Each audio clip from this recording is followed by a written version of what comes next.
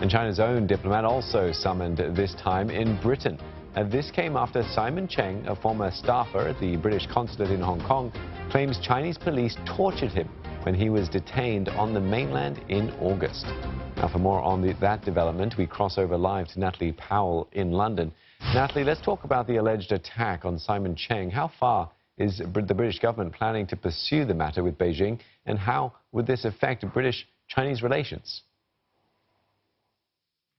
Well, the Foreign Secretary, Dominic Raab, has summoned the UK's China ambassador. Now, these summons, though, are diplomatic notes. They're really a bit of theatre. And we've already heard from China that it will refuse the summons. And in fact, in a sort of tit-for-tat retaliation, has suggested that what it will do is summon the UK ambassador to China to what it calls to express their indignation in this matter. In terms of relations between the two, well, it's quite clear that this is yet another event that is showing fraying relations between China and the UK. China has previously warned the UK to stop interfering with matters between China and Hong Kong. And again, this is another incident where we are hearing those kind of comments from China once again. But in terms of what's likely to happen next, of course, well, big questions are going to be raised. Firstly, in terms of China and its use of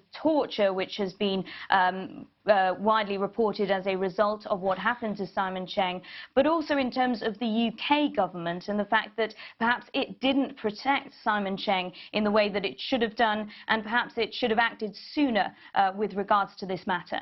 All right, thanks, Natalie. Stay right there. We're going to turn our attention to some British domestic politics. Yeah, that's right, because Prime Minister Boris Johnson's ruling Conservative Party is coming under a whole lot of fire for allegedly misleading the public. During the televised election debate last night, the party changed the name and branding of one of its Twitter accounts to appear like a fact-checking service and used the account to post anti-Labour messages. Natalie, Jill here, we've heard the comments, but how big do you think the fallout would be from this move? Well, the Conservative Party have been widely criticised here in the UK for doing this, of course.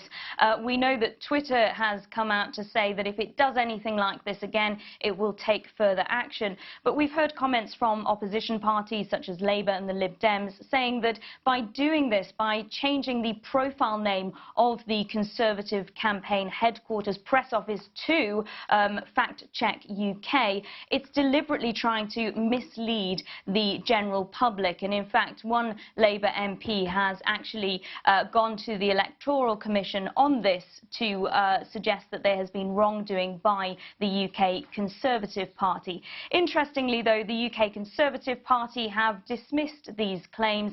They say that actually this wasn't misleading, that wasn't the intention, and because the Twitter handle itself didn't change, it was simply the profile name of the Twitter page, then it was clear who this was coming from. But a lot of opposition parties pointing out that given the way that Twitter works, it's such a fast-paced, fast-moving thing, that actually a lot of people looking at Twitter may well have mistaken it for a fact-checking website. And we've also heard from such fact-checking websites such as Full Fact, for example, who is a charity designed at looking at many facts that come out from the campaign and checking on them, saying that actually this was inappropriate and could have been misleading. Well, with this sort of gimmicky change, if you like, of the Twitter handle, have the Tories lost the moral high ground with tackling fake news? Well, the Conservative Party say that this was simply a gimmick, that its aim was to point out facts that it thought were incorrect, that were being said by the opposition leader Jeremy Corbyn during this debate. However, this isn't the first time that the Conservative Party's Twitter account has come under fire for things like this. It in the past has posted a video of the shadow Brexit Secretary Keir Starmer, where there was a long pause in that video. It was more of a satirical pointing fun at Keir Starmer and wasn't meant to be taken seriously, but they had to actually take that video down, retweet the full-length video of it. And really what we're seeing at the moment here in the UK is a lot of mistrust in politics, a lot of disillusion when it comes to politicians and politics. So a lot of politicians really skating on thin ice when it comes to things like this and coming to this fake news agenda. So we are going to need to see these politicians actually stand up to fake news. But certainly in this instance, the Conservative Party suggesting that it was very clear that this Twitter account was theirs and they were simply changing it to some extent for the term of the debate that took place on television. All right, Mary, thanks for that. Natalie Powell speaking to us from London.